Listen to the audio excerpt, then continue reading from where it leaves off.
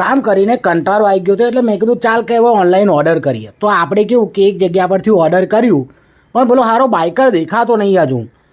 આ 132 રૂપિયાની થાળી હતી જે 230ની હતી, ડિસ્કાઉન્ટ હાથે આટલામાં પડી. હા ભાઈ, તો જો આ આવી ગઈ છે એની થાળી. આ પેકિંગ તો આવું જ હોય તો બહારથી. હવે અંદરથી જોઈએ આનું કેવું છે. અને આ જો આ થોડું પેકિંગ થોડું બગડી ગયેલું હતું, થોડું લીકેજ થયેલું ને એવું થયું. પણ હવે ચાલ ને માઇક ખાઈ લઈએ. તો જો આપણે ખોલી નાખ્યું પણ આપણે થોડી ક્વોલિટી મજા ના આવી. સાચું કહું તો આ જો એકદમ રોટલા ફૂલકાઈ નહોતા અને કંઈ નહીં. અને સબ્જીમાં જોઈએ ને તો ટેસ્ટ કરીને કહું કેવું લાગે. ઠીક છે યાર, ટેસ્ટ તો એકદમ ઠીક છે. અને હવે સબ્જીમાં જોઈ લઈએ ને તો અંદર આમ કંઈ પનીરના ફોફતાય દેખાતા નહીં. આ 1, આ 2 અને 3 ફોફતા આપ્યા. 230 રૂપિયાની સબ્જીમાં બસ આમ 3 ફોફતા આપ્યા. અને દાળે હવે કંઈ વ્યવસ્થિત લાગી ના મને. આ જુઓ ને આ નકરી પાણી જેવી